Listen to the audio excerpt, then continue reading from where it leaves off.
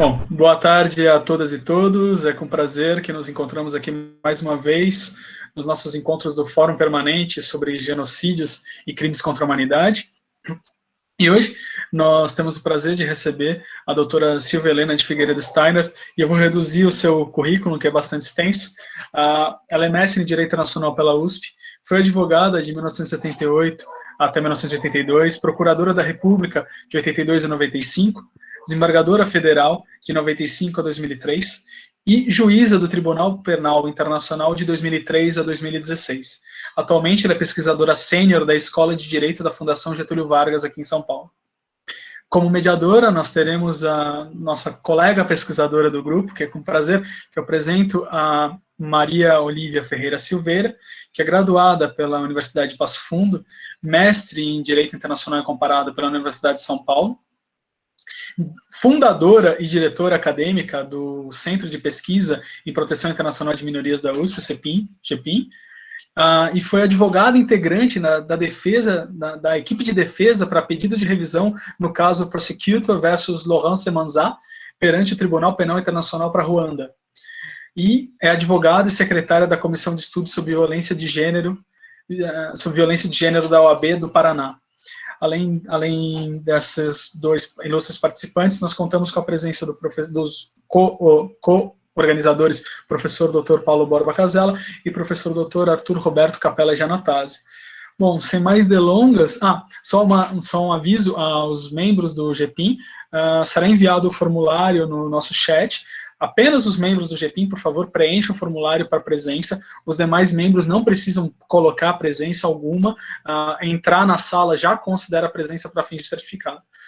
Então, sem mais delongas, passo a palavra para a doutora Steiner para a sua palestra. Obrigado e boa tarde a todos. Bom, muito boa tarde. Antes de mais nada, queria agradecer imensamente o convite que me foi formulado. Agradecer ao professor Felipe Alamino, ao professor Paulo Borba Casella, quem tanto admiro há tantos anos, a professora Maria Olívia, que hoje funcionará como mediadora neste bate-papo, e dizer da minha satisfação de participar deste encontro. Eu gostaria, antes de mais nada, de dizer que era minha intenção facilitar, vamos dizer, esse contato entre nós com a apresentação de alguns dados simplificados por meio do PowerPoint, mas, como eu costumo dizer, como eu não sou desta geração tecnológica, meu PowerPoint hoje me deixou na mão. Não consegui, de maneira alguma, colocar os dados que eu queria para funcionarem como facilitadores, então eu peço desculpas por isso, mas ao mesmo tempo me comprometo publicamente, assim que eu tenha acesso ao meu computador e não ao notebook de casa, de preparar um esquema e enviar ao professor Alamino, que se houver alguém interessado em guardar esse material, eu faço com muito prazer. E me foi pedido que falasse, então, sobre um tema bastante específico, que é o tema dos crimes contra a humanidade e os seus elementos contextuais. Nós temos assistido recentemente, principalmente nesse ano, diante de tantas situações, vamos dizer, emblemáticas ocorridas no nosso país, as pessoas se utilizarem da expressão crimes contra a humanidade de uma forma que, para nós que somos juristas ou estudiosos do direito, parece bastante incorreta.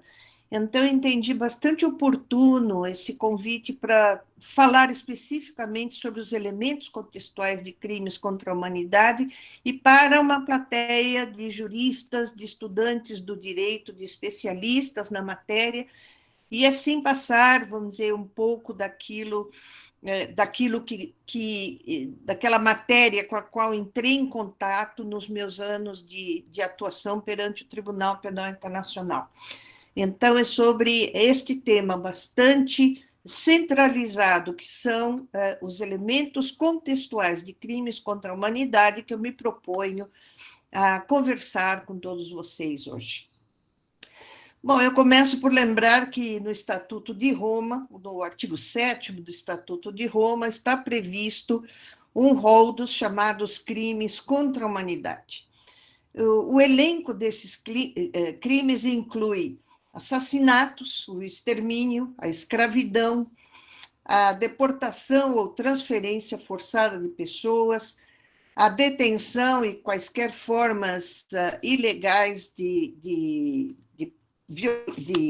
privação de liberdade, a tortura, o estupro, a escravidão sexual, a prostituição forçada, a gravidez forçada, esterilização forçada, quaisquer outras formas de violência sexual de gravidade comparável, a perseguição contra qualquer grupo identificável com base em razões políticas, raciais, nacionais, étnicas, culturais, religiosas, de gênero, ou outras bases que sejam internacionalmente reconhecidas como impermissíveis no direito internacional, a desaparição forçada de pessoas, o crime de apartheid e, finalmente, no seu inciso K, qualquer outro ato desumano de caráter similar que cause intencionalmente grande sofrimento ou danos sérios, físicos ou mentais, ou à saúde. As condutas, em geral, por nós reconhecidas, porque elas integram, em grande parte, a nossa legislação interna, ou a legislação da maioria das nações modernas.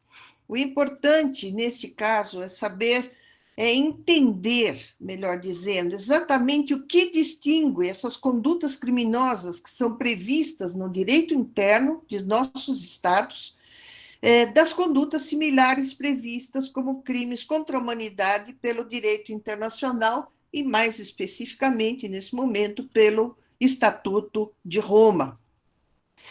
Se as condutas são similares, o que distingue os crimes de direito comum dos crimes de direito internacional, dos crimes internacionais?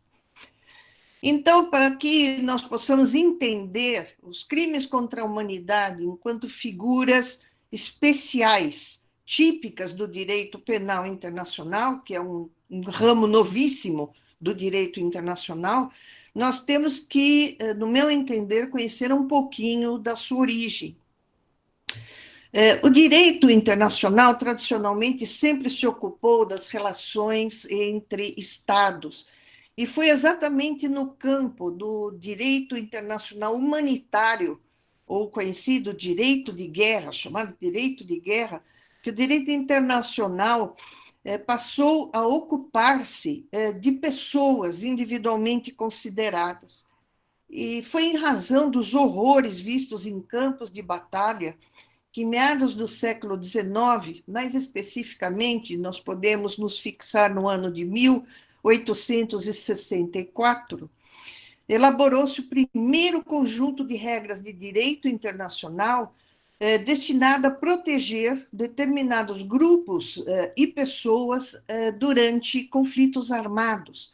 Em outras palavras, o direito internacional, pela primeira vez, pioneiramente, assumia uma função reguladora da atividade de Estados soberanos, limitando a ampla defesa desses Estados, a ampla liberdade, melhor dizendo, desses Estados na condução das hostilidades. Nós temos que notar que, dentro da visão clássica do direito internacional, esse novo ramo era, à época, quase que revolucionário. As primeiras convenções de direito humanitário regulam, em primeiro lugar, a condução das hostilidades, limitando o nível da força necessária para debilitar o potencial inimigo. E, em segundo lugar, regulando a proteção de pessoas que não tomam parte ativamente nas hostilidades ou que, por qualquer razão, deixaram de fazer. Essas são as bases desse novo ramo do direito internacional. Nós passamos direto de 1864 para 1907, na Conferência de Paz da Haia, aqui é a segunda Conferência de Paz da Haia, na qual foram compiladas as normas até então elaboradas de direito humanitário, de 1864 até então. E lembrando, portanto, que nesse novo ramo do direito internacional, que é o direito internacional humanitário, as normas se aplicam apenas em situações de conflitos armados, sejam eles de caráter internacional ou não internacional.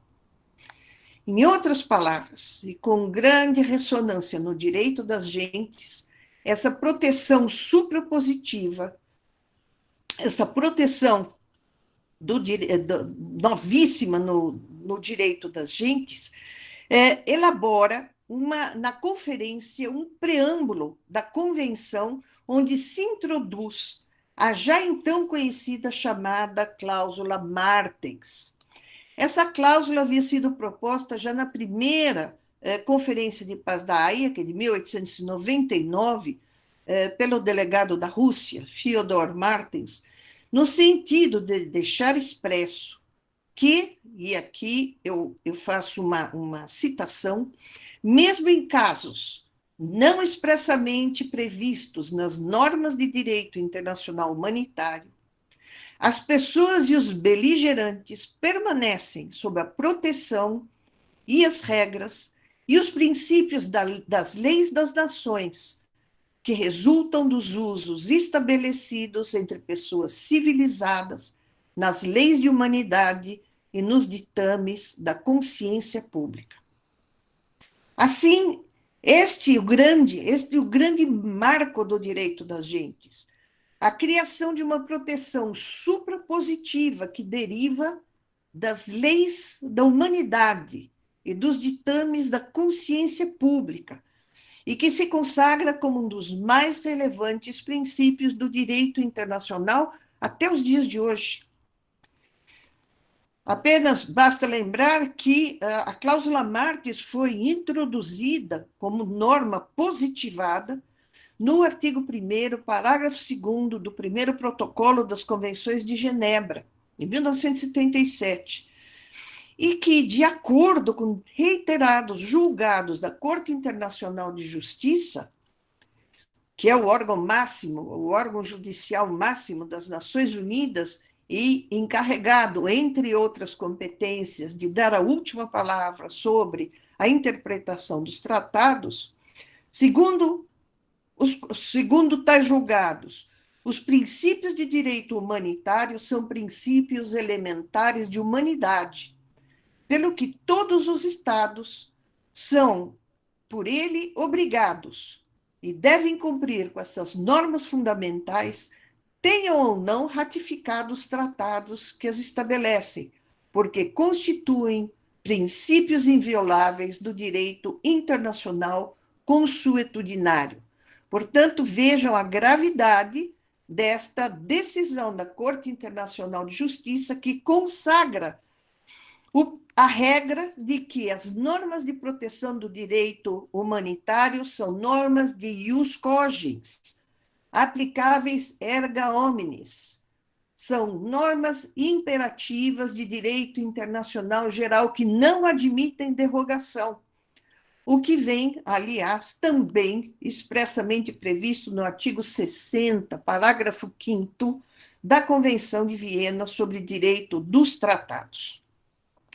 Nós não vamos aqui também nos alongar no processo de evolução do direito internacional humanitário, porque nosso tema nos conduz à análise de crimes contra a humanidade, mas eu entendi importante me referir a esses primórdios do direito internacional humanitário e à consagração dos chamados princípios de humanidade e da consciência pública, pois neles é que se encontram as bases normativas e dogmáticas para o reconhecimento de condutas equiparadas aos crimes de guerra que sejam perpetradas em tempos de paz e que são os crimes contra a humanidade.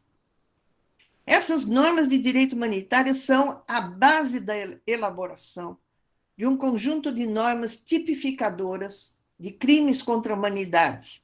São a extensão das violações já consagradas pelas situações previstas no direito de guerra, situações que, estrito sensu, não são necessariamente relacionadas com conflitos armados. Em resumo, estendem-se as normas de proteção aplicáveis em tempo de guerra à proteção das populações em tempos de paz.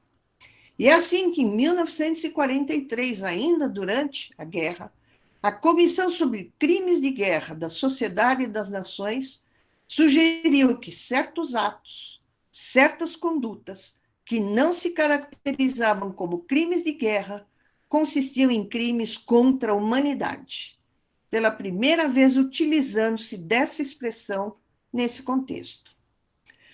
Ao estabelecer-se o Tribunal de Nuremberg, em 1945, seu estatuto incluiu, portanto, os crimes contra a humanidade entre as suas competências, embora ainda os relacionando com a situação da guerra.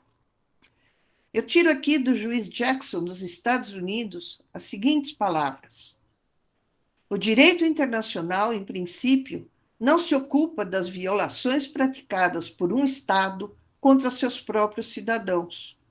No caso da Alemanha, no entanto, o programa de eliminação dos judeus e de outras minorias era parte de um plano de realização de uma guerra ilegal e, portanto, de interesse internacional.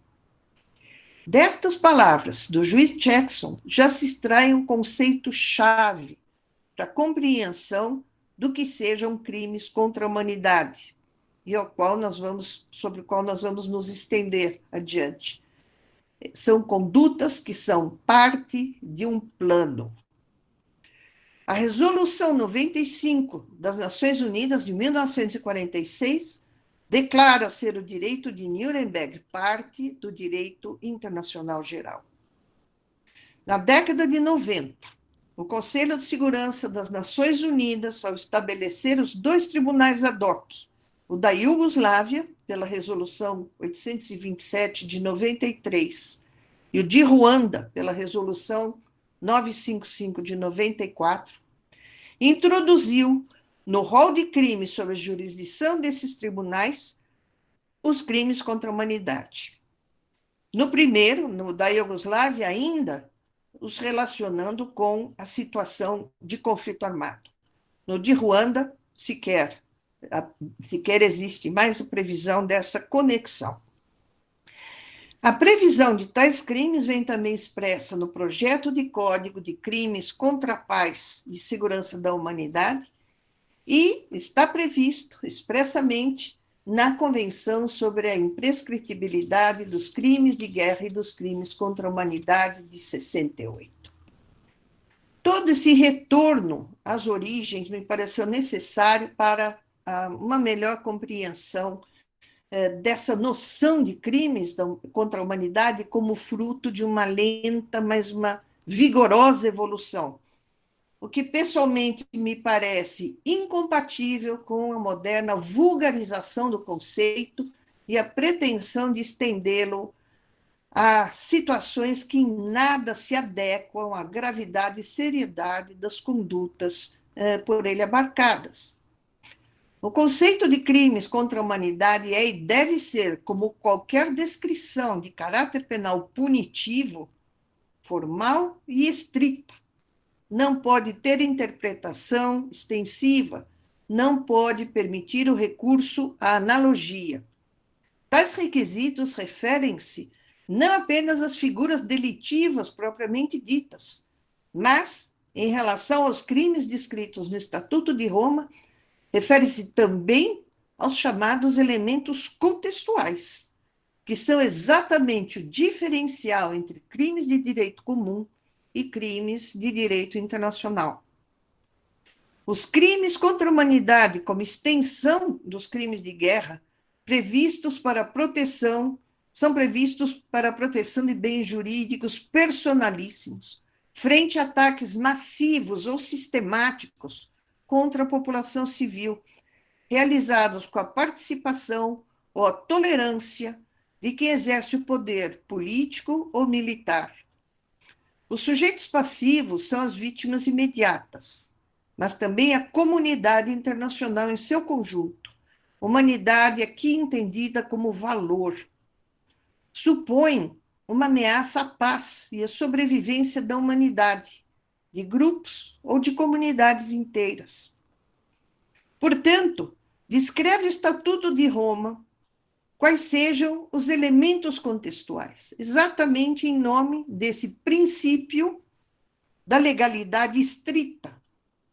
No artigo 7º, parágrafo 1º, crimes contra a humanidade significa qualquer dos atos abaixo enumerados, e são aqueles que eu enumerei no início dessa nossa exposição, o assassinato, a tortura, as violências sexuais de toda espécie, desaparecimentos forçados. Portanto, quaisquer dos atos abaixo enumerados, quando cometidos como parte de um ataque generalizado ou sistemático contra qualquer população civil, com conhecimento desse ataque. E no parágrafo 2º desse mesmo artigo 7º, diz o Estatuto, para os propósitos do parágrafo 1º, ataque dirigido contra a população civil significa o curso de condutas envolvendo a múltipla comissão dos atos referidos no parágrafo 1º contra qualquer população civil, de acordo ou em cumprimento de uma política de um Estado ou organização para o cumprimento desse ataque. Portanto, em nome do princípio da legalidade estrita, destacamos do artigo 7º do Estatuto de Roma, o capítulo dedicado a descrever os crimes contra a humanidade e o seu contexto, que crimes contra a humanidade são aqueles cometidos contra a população civil, como parte de um ataque generalizado ou sistemático, e que seja de acordo, ataque este que seja de acordo com uma política de um Estado ou de uma organização para o cometimento desse ataque. Anexo ao Estatuto de Roma, nós temos os elementos dos crimes, que melhor definem os conceitos utilizados pela linguagem do Estatuto. Na introdução, e aqui eu faço a ressalva de que é uma tradução livre, uma vez que os elementos dos crimes não foram ainda traduzidos ao português. Na introdução, no parágrafo 1º, se diz: desde que o artigo 7º é parte do direito penal internacional, suas previsões, em consonância com o artigo 22, o artigo 22 do Estatuto é exatamente o que prevê a legalidade estrita, o nullum crimen sine lege, devem ser construídas de forma estrita, levando-se em conta que os crimes contra a humanidade, tal como definidos no artigo 7º, estão entre os mais graves crimes que preocupam a comunidade internacional como um todo, e exigem e autorizam a responsabilidade penal individual e requerem uma conduta que seja impermissível ou não permissível sob a lei internacional geralmente aplicável, assim reconhecido pelos principais sistemas legais do mundo. No seu parágrafo 2º, os dois últimos elementos de cada crime contra a humanidade descrevem o contexto no qual a conduta deve ocorrer. Esses elementos tornam claro os requerimentos de participação na conduta e conhecimento da existência de um ataque generalizado ou sistemático contra a população civil. Por fim, o parágrafo 3º esclarece: ataque dirigido contra a população civil, nesse elemento contextual, é entendido como um curso de condutas envolvendo a múltipla comissão dos atos referidos no artigo 7º, parágrafo 1º, contra qualquer população civil, de acordo ou em realização de uma política de um Estado ou organização decidida a cometer esse ataque. Entende-se que política para cometer esse ataque requer que o Estado ou organização promova ativamente ou encoraje tal ataque contra a população civil.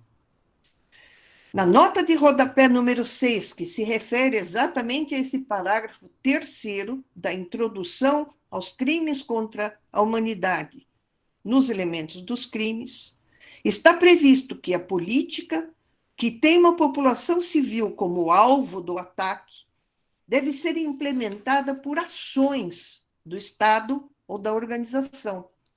Apenas em situações excepcionais, tal política pode ser implementada por uma falha deliberada em agir, que seja conscientemente voltada a encorajar tal ataque. A existência de tal política não pode, portanto, ser inferida somente da ausência de ação governamental ou da organização.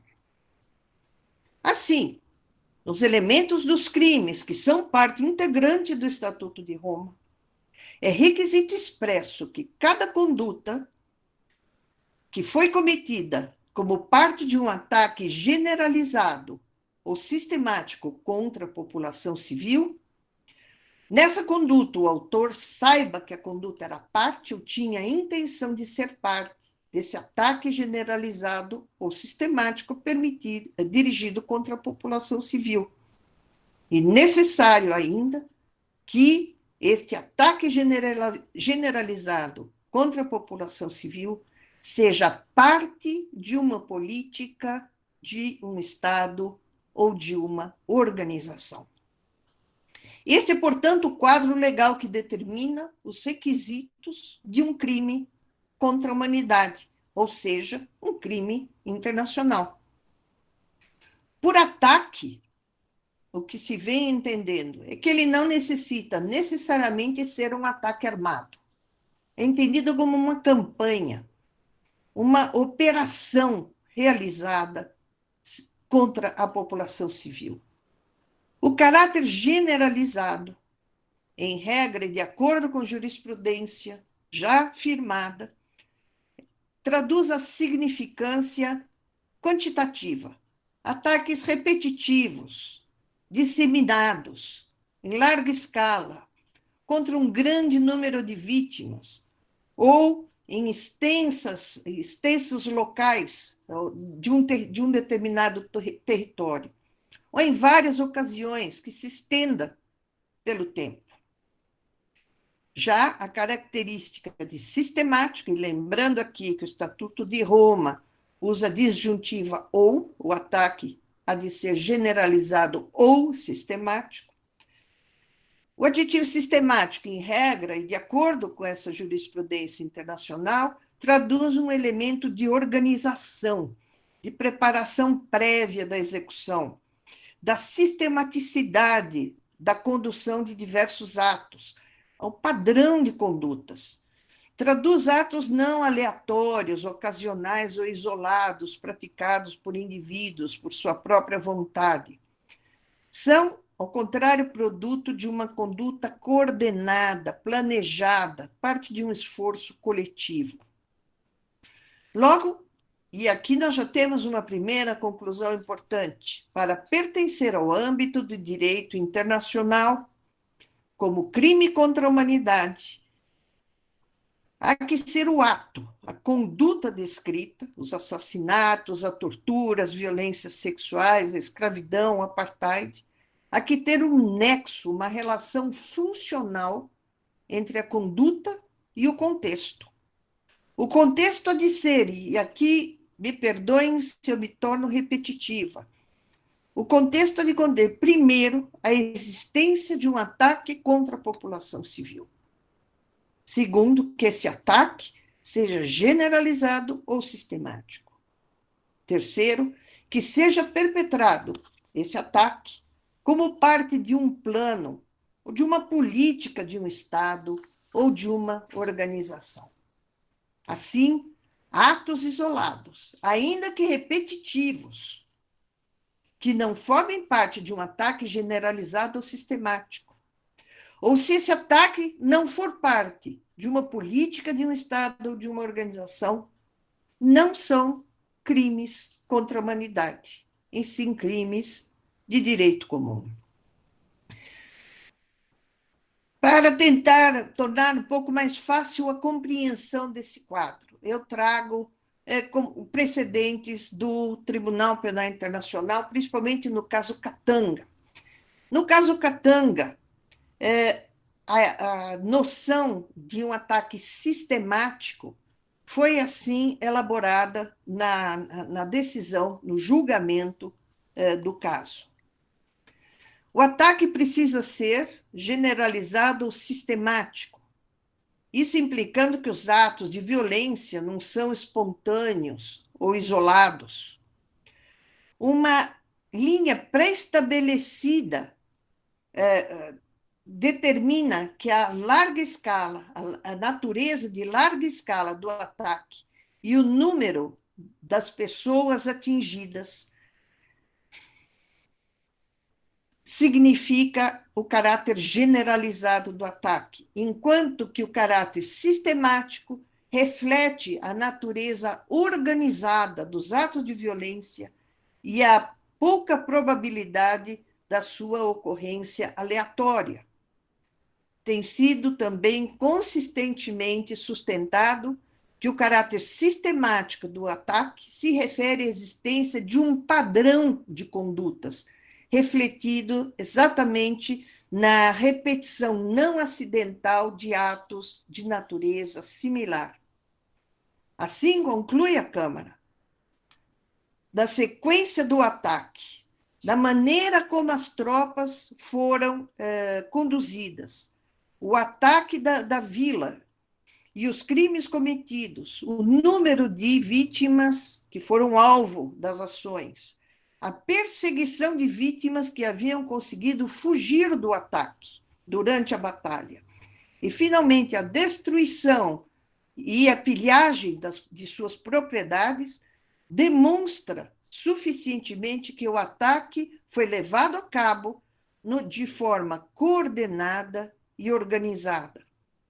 Assim, concluiu a Câmara pelo fato de que o ataque, neste caso, a Vila de Bogoro, foi sistemático por natureza, e sendo sistemático e em face da disjuntiva, ou não havia necessidade de que a Câmara examinasse se o ataque havia sido também generalizado. Já no caso Bemba, o julgamento analisou o requisito generalizado, a partir do seu parágrafo 163. Diz assim: a Câmara está de acordo com a jurisprudência desse tribunal e de outros tribunais, no sentido de que o termo generalizado demonstra ou deriva da natureza de larga escala do ataque, do largo número de pessoas atacadas e do fato de o ataque ser massivo, frequente, levado a efeito coletivamente, com seriedade considerável e dirigido contra uma multiplicidade de vítimas. A Câmara nota que o assessment, perdão, me faltou a palavra, de se o ataque foi generalizado, não está baseado exclusivamente em critérios quantitativos ou geográficos, mas sim na forma como foram carregados, foram levados a efeito os atos individuais.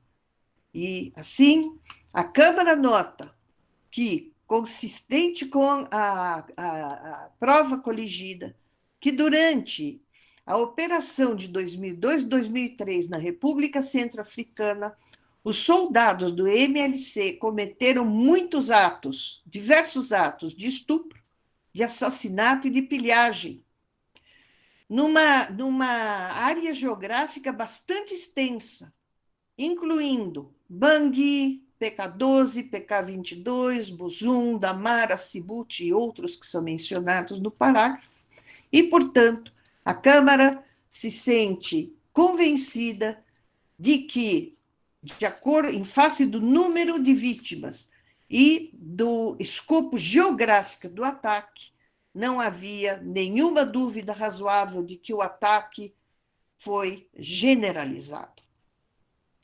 Alguns precedentes de tribunais internacionais também focam sobre a exigência de que esse ataque seja parte de uma política, de um Estado ou de uma organização.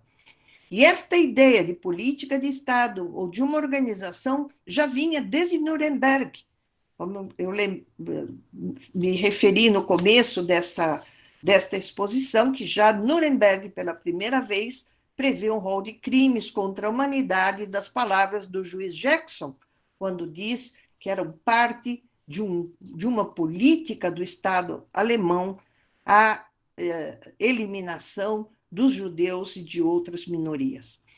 Assim, de acordo com precedentes de Nuremberg, a política, o plano de um Estado, de uma organização, ela se vislumbra através por exemplo, da vinculação das condutas com o Estado, do uso de instituições estatais, de funcionários do Estado ou de recursos do Estado, o uso da máquina do Estado para implementação dessas políticas. O Tribunal para Extinta Iugoslávia, o ICTY, no caso Blaskić, falava dos elementos contextuais da política do Estado através da lembrança de certas circunstâncias históricas, de discurso de autoridades, da propaganda ostensiva, de medidas legais discriminatórias que foram editadas. No caso Tadić, se deduz da conduta de entidades privadas que controlam instituições ou que detêm o domínio de fato sobre partes do território. Por exemplo, das autoridades que controlam campo de concentração ou um centro de detenção. O Tribunal Penal Internacional, no caso Quênia, se refere a um conjunto de pessoas com um propósito comum, com certa estabilidade, com um comando, com capacidade de impor políticas de ataques. São entidades com elementos estruturais equiparáveis aos de um Estado. No caso al-Bashir, dos mandados de prisão expedidos contra o então presidente em exercício de Sudão, as ordens de prisão se referem ao uso do aparelho do Estado para estabelecer políticas de segregação e de perseguição a determinadas minorias. Se refere à utilização do exército e de forças paramilitares para forçar o deslocamento massivo de populações. Se refere ao discurso de autoridades e a publicações, reiteradas publicações, nos meios de comunicação. Portanto, e aqui eu já me encaminho para a conclusão, para que nós possamos ter mais tempo disponível para uma conversa, uma troca de ideias, eu lembro que temos nós, juristas, a obrigação de examinar sempre a adequação de certas condutas ao conceito formal que a lei lhes confere, em especial quando nós falamos de condutas incriminantes ou com normas punitivas, que devem sempre, repito, ter a sua interpretação restrita. Os elementos contextuais dos crimes contra a humanidade, tal como descritos no Estatuto de Roma, eles são elementos constitutivos dos tipos penais. Eles não são elementos figurativos. Eles são elementos constitutivos, sem os quais as condutas são atípicas perante o Estatuto de Roma. É a comprovação da existência desses elementos contextuais que define a configuração de um crime contra a humanidade de competência do Tribunal Penal Internacional. Sem a inequívoca demonstração da existência, primeiro, de um ataque contra a população civil, segundo, do caráter sistemático ou generalizado desse ataque, e terceiro, de ser esse ataque realizado em cumprimento de um plano ou política de um Estado ou organização, não se pode falar na existência de crimes contra a humanidade. Assim, não é a repulsa causada por determinadas condutas, a repercussão dessas condutas, a quantidade de vítimas e mesmo a gravidade de certas condutas que sejam reiteradas, não importa. Não é isso que vai determinar o seu caráter de crime contra a humanidade e autorizar o deslocamento da competência jurisdicional para o Tribunal Penal Internacional. Se tais condutas não estiverem inseridas nos elementos contextuais que nós tentamos tornar mais claros nessa exposição, não se pode falar em crimes contra a humanidade. Não foi sem razão, portanto, no meu modesto entender, que determinadas reclamações ou denúncias ou notícias enviadas ao Tribunal Penal, ao Gabinete da Procuradoria do Tribunal Penal Internacional do corrente ano, foram liminarmente rejeitadas na triagem inicial feita pelo Gabinete da Procuradoria, pelo fato de tratarem-se de condutas que, apesar da sua gravidade e apesar das suas consequências, não se deram dentro do contexto previsto no Estatuto de Roma para que se configurem os crimes contra a humanidade. Professores, professora, essas eram as palavras que, vamos dizer, eu me propus a trazer num sentido bastante, vamos dizer, resumido, bastante inicial, e espero com isso ter trazido alguma claridade sobre o tema, um tema bastante complexo, muito discutido na doutrina, mas eu espero ter contribuído, não trazido as soluções, mas pelo menos contribuído para a discussão dessa temática. E agora, portanto, me coloco à disposição para quaisquer perguntas que eu saiba responder. Obrigada, professora Silvia Steiner. Eu agradeço a sua brilhante exposição, em nome de todos que estão aqui. Como a professora iniciou a palestra falando da importância e encerrou a palestra falando da importância que nós, juristas, pelo menos, saibamos identificar quais condutas que se enquadram em quais crimes internacionais. Então, a senhora foi irretocável nesse sentido, de explicar quais são os elementos constitutivos dos crimes contra a humanidade. Eu confesso, professora, que eu tinha diversas perguntas anotadas que a professora já respondeu nas suas explanações. Então, eu gostaria de fazer uma pergunta que, inclusive, depois eu vi aqui já no chat que temos perguntas nesse sentido, que é com relação, eu acho que é impossível a gente fugir da relação do crime contra a humanidade com o genocídio, né? Então, acho que até para a gente saber definir, né, quais essas diferenças, de identificar esses elementos constitutivos, eu gostaria de perguntar para a professora, primeiramente, para depois eu passar para outra pergunta que também é nesse sentido. Gostaria de perguntar para a professora como que é feito o exame de diferenciar o dolosus specialis, digamos assim, do genocídio, com essa ciência do ataque generalizado e sistematizado do crime contra a humanidade com relação, vou puxar a sardinha para o meu lado das minorias, né, com relação ao crime de perseguição, que é direcionado normalmente a minorias.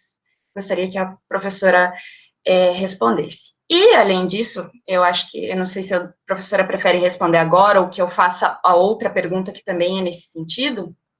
Fica à vontade, como você achar melhor. Então, eu vou ler aqui a pergunta da Larissa Teixeira, que ela faz uma introdução falando que os crimes contra a humanidade, eles não possuem ela entende que não possuem a mesma visibilidade que os outros tipos do Estatuto de Roma, e que isso pode levar a um entendimento errôneo do uso do tipo genocídio, que é considerado o crime dos crimes, e que isso poderia afetar o imaginário comum da população, achando que o genocídio seria mais grave que os crimes contra a humanidade, mesmo que o Estatuto não haja hierarquia entre os crimes. Então, ela gostaria de saber como e se chamar de genocídio de crime dos crimes afeta o tipo penal do crime de genocídio. E, além disso, ela gostaria de saber como a senhora acredita que se consolidou o entendimento no imaginário comum de que os crimes de genocídio seriam mais graves que os crimes contra a humanidade. Ela também faz uma terceira pergunta. Ela gostaria de saber como a senhora vê a instrumentalização do uso de genocídio em condutas que se enquadram em crimes contra a humanidade na mídia. Então, essas perguntas seriam relacionadas ao crime de genocídio. Eu acho que a professora poderia responder, e aí depois eu passo para as próximas perguntas, por gentileza. Não sei se está bom para a senhora. Tá bem, vamos ver, vamos dizer, passo a passo. Lembrando que eu sou uma abelha operária, eu sou uma prática do direito. Eu sou, assim, vamos dizer, uma cientista do direito. Então, eu vou tentar responder dentro, vamos dizer, do meu aprendizado durante o exercício das minhas funções junto ao Tribunal Penal Internacional e dos estudos que tive que fazer para poder desempenhar minhas funções. O Estatuto de Roma, ele tem uma regra geral, vamos dizer, sobre a questão da ciência e da intenção, que é a regra do artigo 30, que é a que define o dolo. Todas as condutas previstas como crimes no Estatuto de Roma são condutas dolosas. Não existem crimes culposos. Nós temos no artigo 28 a previsão de culpa em relação à responsabilidade de chefes militares ou de líderes de organizações civis, responsabilidade decorrente da omissão do dever de agir. Mas, então, é a relação à responsabilidade. As condutas criminosas são sempre praticadas com o dolo previsto no artigo 30. Nós temos no crime de genocídio, tradicionalmente, porque foi, vamos dizer, já previsto já na Convenção de Genocídio, que é de 1947, a existência do chamado duplo dolo. Portanto, é uma conduta que exige o dolo geral do artigo 30, mais o chamado dolo especial ou específico, que é o crime, a conduta é cometida com dolo e também com a intenção de atingir um determinado resultado. Essa intenção posterior de atingir um determinado resultado é a que traduz o dolo especial e é exatamente o que distingue o crime de genocídio dos crimes contra a humanidade.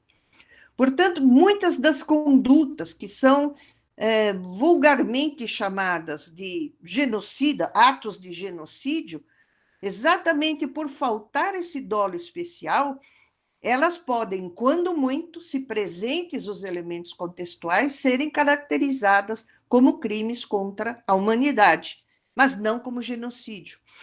O dolo especial do genocídio é aquele que define que quaisquer daquelas condutas sejam praticadas com o fim de destruir o grupo no todo ou em parte.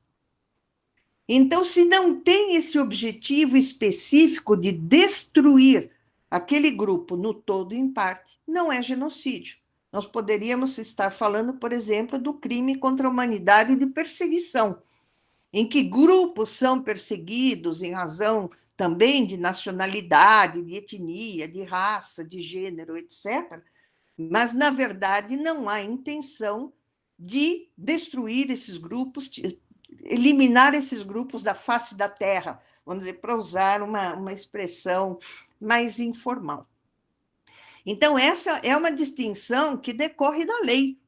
Então, não adianta falar, não, mas a tal conduta acabou por vitimar centenas de pessoas. Não importa, se não havia intenção de eliminar aquelas centenas de pessoas, tirar aquele grupo da face da terra, não é o crime de genocídio. Eu trago aqui, vamos dizer, uma observação do único caso de genocídio até agora examinado pelo Tribunal Penal Internacional, foi o caso al-Bashir. E no caso al-Bashir, nós havíamos recebido no tribunal, junto com o pedido de expedição de ordem de prisão contra o al-Bashir, um inquérito que havia sido levado a cabo por um grupo de experts designados pelas Nações Unidas para elaborar um relatório a respeito da situação de Darfur, mais especificamente. Esse grupo de experts era coordenado pelo professor Antônio Cassese, que, além de ser um grande penalista, foi durante muitos anos juiz e presidente do Tribunal Penal Internacional para a ex-Iugoslávia.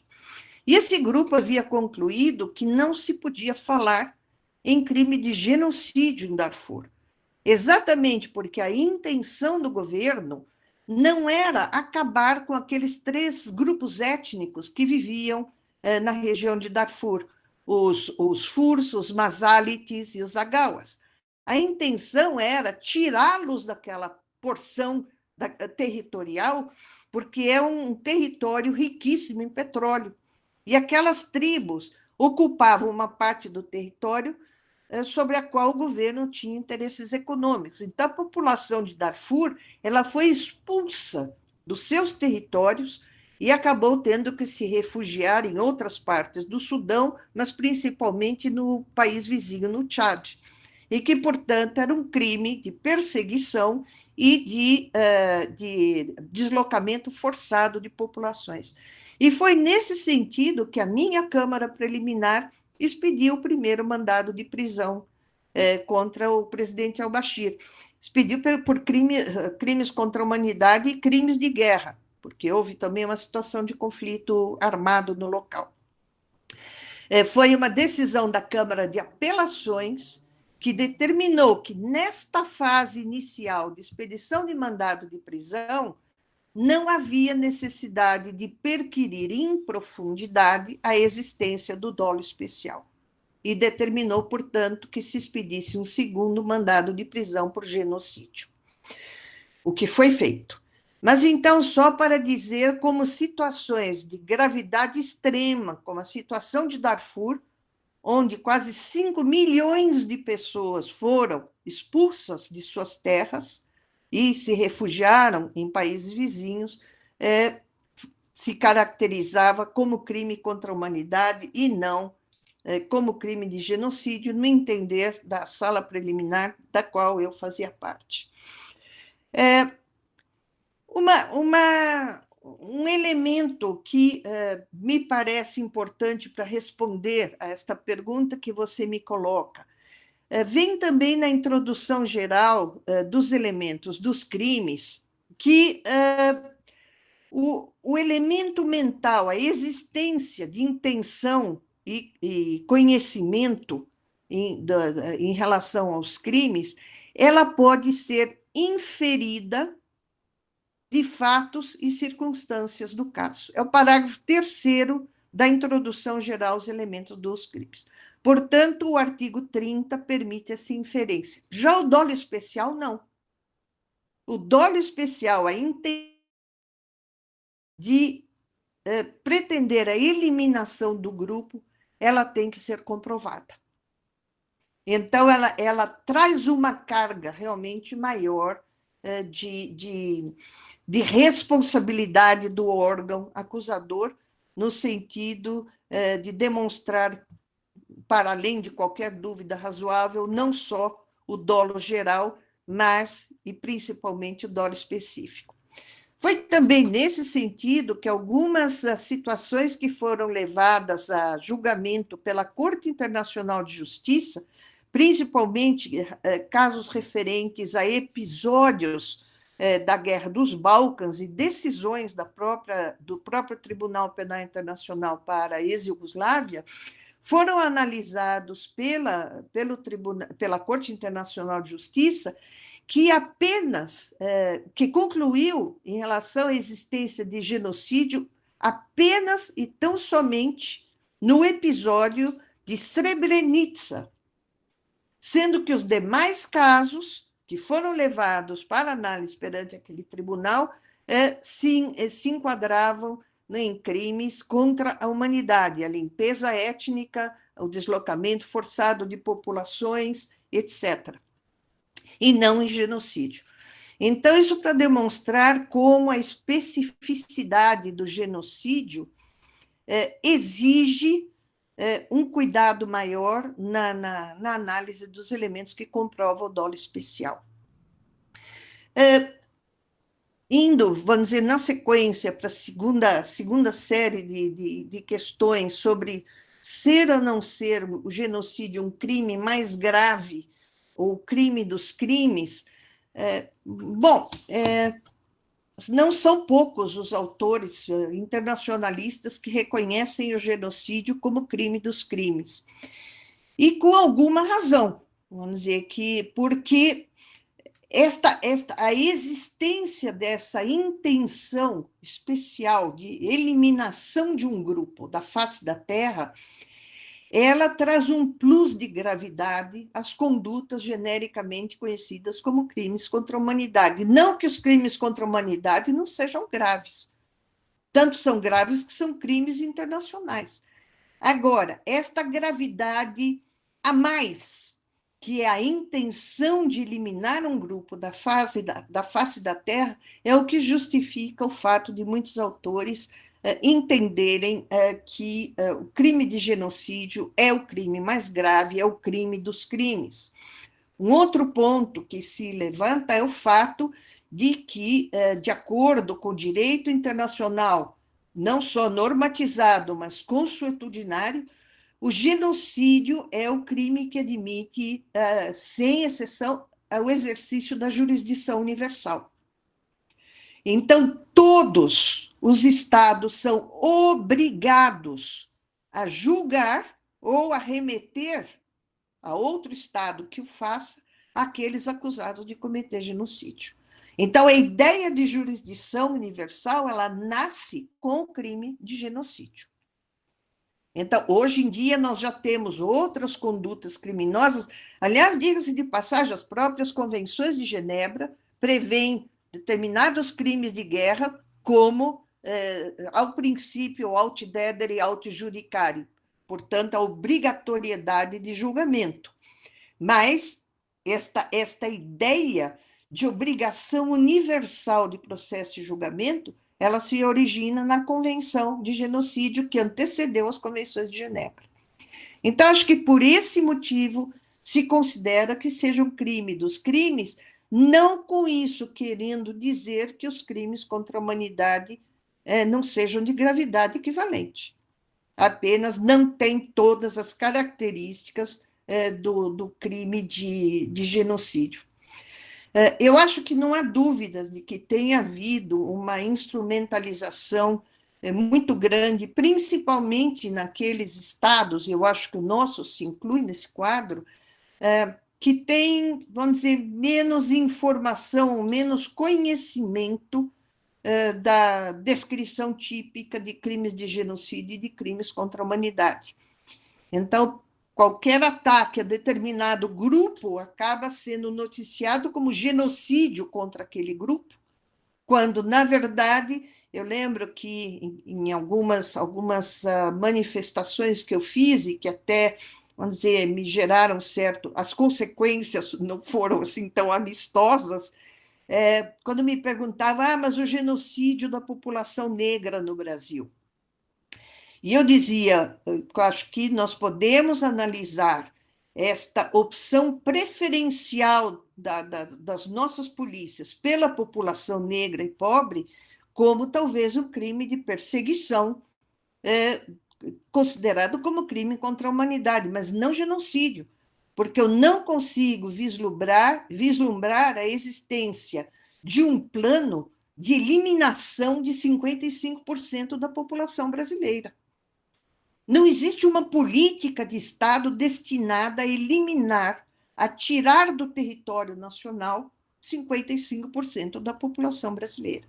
Então, portanto, sob o aspecto exclusivamente técnico, jurídico não se pode falar em uma situação de genocídio. Então, eu não sei se eu respondi as perguntas a todas elas, mas, de uma maneira muito geral, são essas as respostas que me vieram à cabeça. Obrigada, doutora Silvia, sim, respondeu.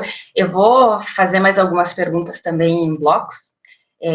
Aqui a Larissa, porque eu acho que a gente tem um tempo ainda, a Larissa Pacheco fez uma pergunta que também relaciona ao genocídio, então por isso eu vou trazer ela primeiro e depois eu pulo para as próximas.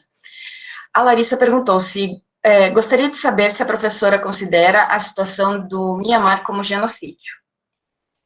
E o nosso colega Cássio Zen, que inclusive foi interno do TPI, ele pergunta para a doutora como pode ser adotada uma sistemática garantista no sistema do Estatuto de Roma, diante de algumas aberturas previstas no artigo 6 do Estatuto de Roma, e evitar um bis in idem em situações que já estariam em outros crimes, por exemplo, o estupro em face ao casamento forçado.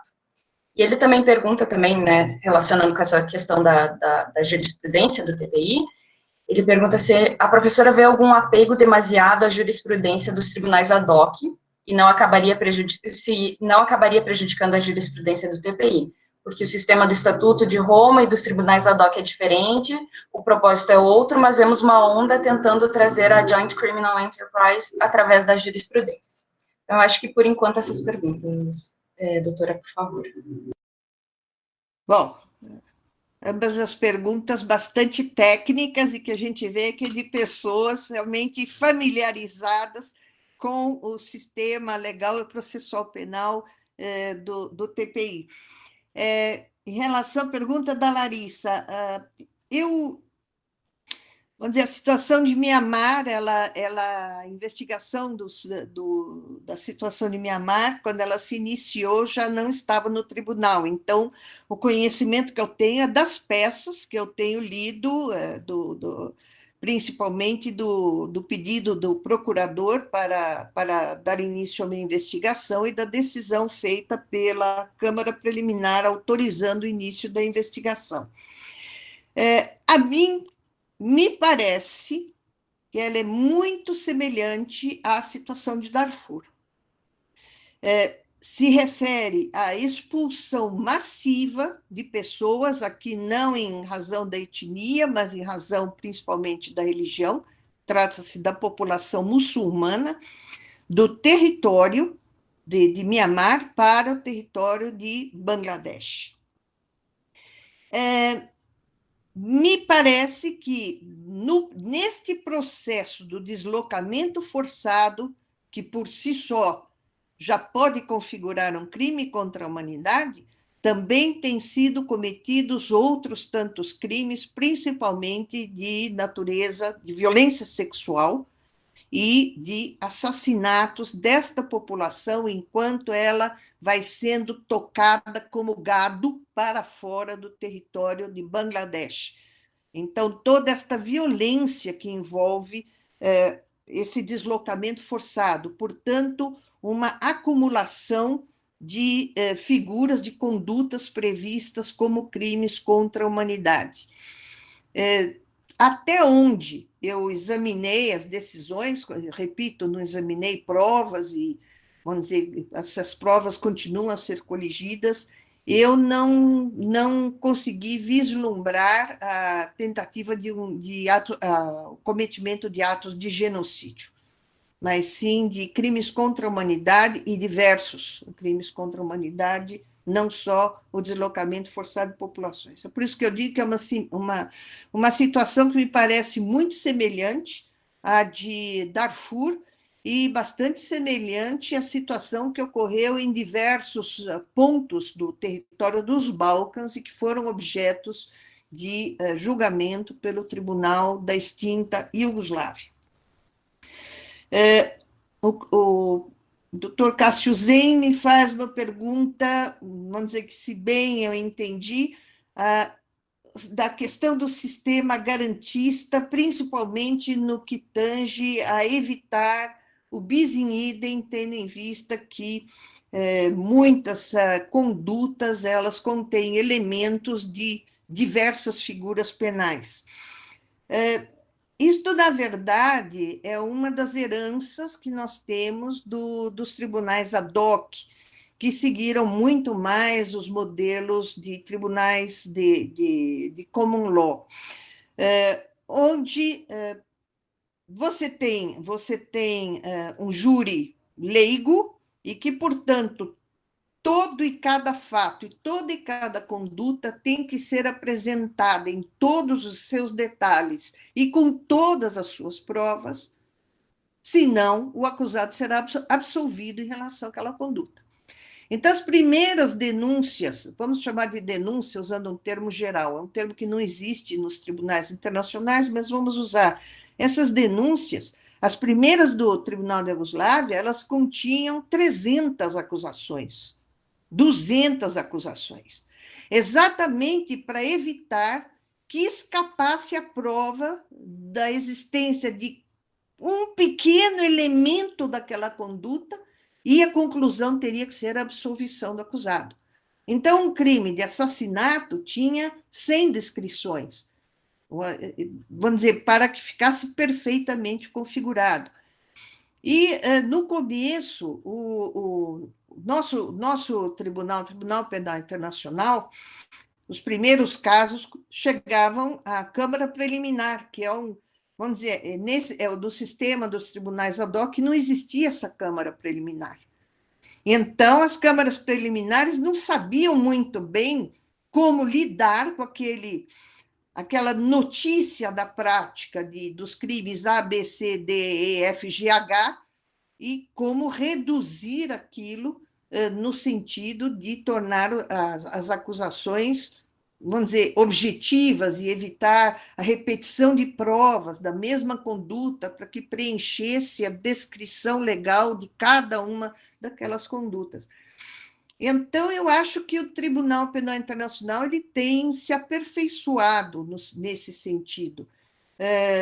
Vamos dizer, o que, no meu entender, reforça o caráter garantista, quer dizer, de não permitir que uma pessoa seja julgada pelo mesmo ato, como consistindo em várias condutas, mas, ao mesmo tempo, nós temos que lembrar que o Estatuto permite a acumulação de acusações a depender dos elementos contextuais.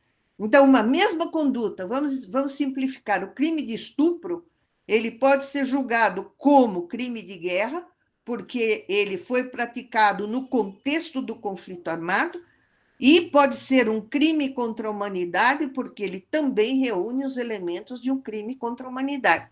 O que não significa que as penas depois possam ser somadas indefinidamente, mas pode sim serem cumulados as acusações em relação a crimes contra a humanidade ou crimes de guerra, ou até crime de genocídio, se for o caso. Essa questão do recurso à jurisprudência dos tribunais ad hoc, ela tem várias causas. Primeiro, que são os tribunais que têm, principalmente o Tribunal da Iugoslávia, uma jurisprudência já solidificada diante de um tribunal novo. O primeiro caso do Tribunal Penal Internacional o caso Lubanga, iniciou-se em 2006. Portanto, um tribunal que ainda não teve tempo de ter um corpo de jurisprudência solidificado para todas as situações que possam acontecer. Então, o recurso aos precedentes dos tribunais ad hoc era necessário. Em matéria processual, essa aproximação dos ad hoc talvez se justificasse menos, na medida em que as normas processuais que regem o Tribunal Penal Internacional são bastante distintas. O segundo problema que nós temos é da frequência com a qual ex-juízes dos tribunais ad hoc se tornam juízes do Tribunal Penal Internacional. o que, no meu modesto entender, não tem contribuído, vamos dizer, de uma forma muito positiva para a criação de uma jurisprudência própria do Tribunal Penal Internacional. Nós vimos isso em alguns casos já do TPI, e que culminaram, inclusive, com decisões que, vamos dizer, bastante criticáveis do ponto de vista da jurisdição ou das bases do Estatuto de Roma, dos seus elementos de crimes e das suas regras de procedimento e prova. Essa mencionada tentativa de reintrodução da Joint Criminal Enterprise como forma de apuração da responsabilidade penal individual, ela vem acontecendo e vai continuar acontecendo, ainda que se tente demonstrar a exaustão que o texto normativo não comporta essa absorção da Joint Criminal Enterprise. O legislador, Estatuto de Roma, colocou, vamos dizer, dentro do sistema de apuração de responsabilidade penal, a teoria do controle do crime. Ponto. E dentro deste quadro da teoria do controle do crime, é incompatível com as diversas hipóteses de Joint Criminal Enterprise. Esse é o meu entendimento. Eu acho que ainda de uma grande maioria de juízes, mas eu entendo que até por uma questão de comodidade, se adotar a teoria de responsabilidade dos tribunais ad hoc, fica muito mais fácil, tem uma farta jurisprudência. Você tem o Joint Criminal Enterprise 1, 2, 3 e 4, quer dizer, você vai encaixando as situações nas teorias. O que a mim me parece que não seja, vamos dizer, uma prática que devesse ser, vamos dizer, mantida pelo TPI.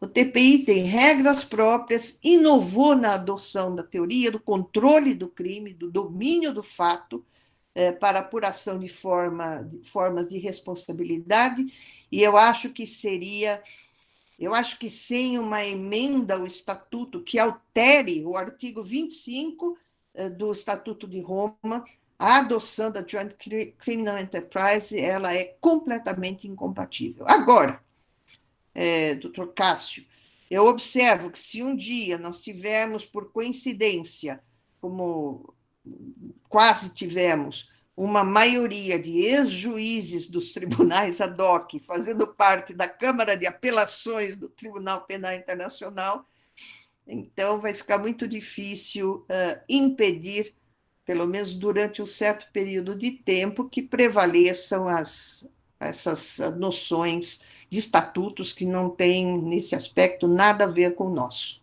Espero ter respondido, me estendi um pouco demais, me perdoe. Imagina, doutora, muito obrigada pela resposta.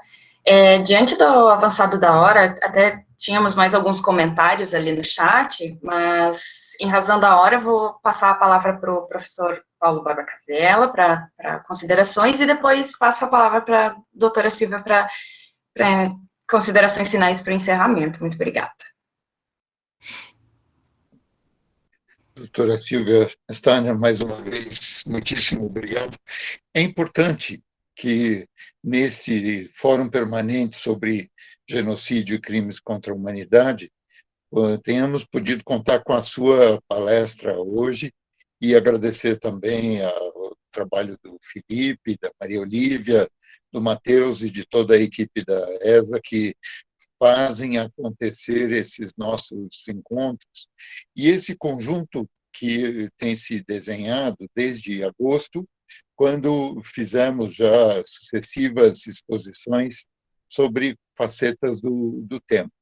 E é exatamente importante que isso fique colocado de uma maneira clara. Eu tive também algumas ocasiões em que me foi feita consultas e condutas do atual governo poderiam ser caracterizadas como genocídio, como crime contra a humanidade, e eu disse o seguinte, olha, que eu me vi em boa companhia, porque a minha opinião se alinhava com a sua, e que era exatamente no sentido de que levem essas reclamações para a Corte Interamericana de Direitos Humanos. Lá é muito mais viável, porque no TPI eu não vejo possibilidade de acolhida dessas iniciativas, como de fato foi o que aconteceu. Então, eu concordo também, e também já tive reações pouco acadêmicas, no ambiente acadêmico, quando eu fiz reparo ao uso não técnico do termo genocídio em relação à população negra jovem do Brasil.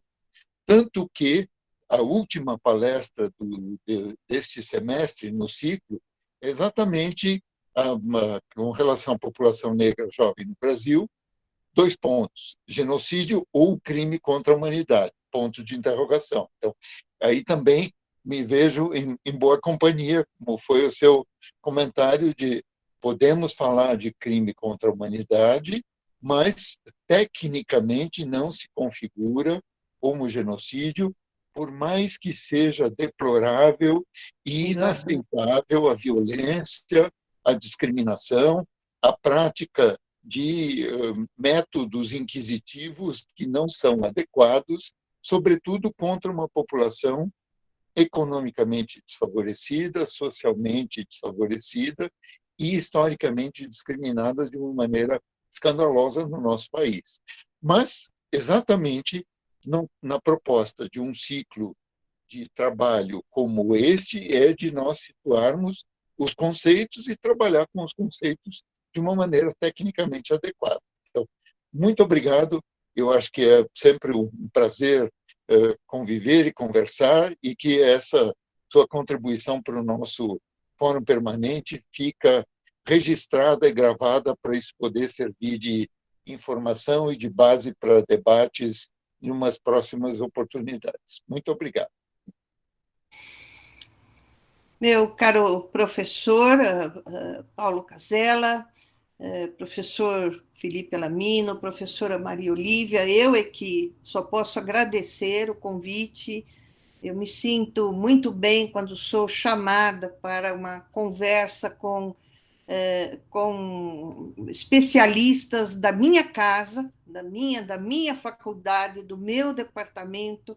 Eu me sinto realmente em casa, eu me atrevo a expor vamos dizer, com muita liberdade os meus pontos de vista, sem nenhuma pretensão de parecer vamos dizer, mais do que o que eu me considero, mas querendo trazer, como eu falei, um pouco da minha visão, e essa minha visão decorrente da experiência e dos estudos que tive que fazer para poder atuar como juíza naquele tribunal. Então, um prazer muito grande.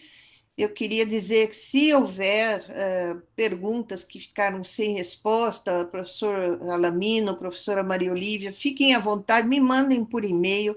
Eu, dentro das minhas possibilidades, respondo com o maior prazer, sem nenhuma dúvida. Repetindo, eu me sinto entre amigos, entre colegas, e, mais uma vez, agradeço muito por terem lembrado do meu nome para participar desse evento. Tá bem? Muito obrigada. Bom, a gente que agradece, doutor Steiner, de verdade, foi um prazer ter a senhora aqui conosco. E, bom, infelizmente, chegada a hora da gente terminar a nossa reunião de hoje. Eu agradeço mais uma vez a presença da doutora Steiner, a presença da Maria Olívia Ferreira Silveira, do professor Paulo Borba Casella e de todos os participantes. E gostaria de lembrar, só pedindo atenção de todos vocês, que o próximo encontro do nosso fórum vai ocorrer na semana que vem. Então, normalmente a gente tem 15 dias entre um e outro, mas no mês de novembro não. No mês de novembro nós temos 3 encontros, e semana que vem, no dia 11, dessa vez na quarta-feira, vai ser o nosso próximo encontro, tá bom? Então é isso, fecho os trabalhos de hoje, uma boa tarde a todas e todos, e nos vemos na quarta-feira. Até mais.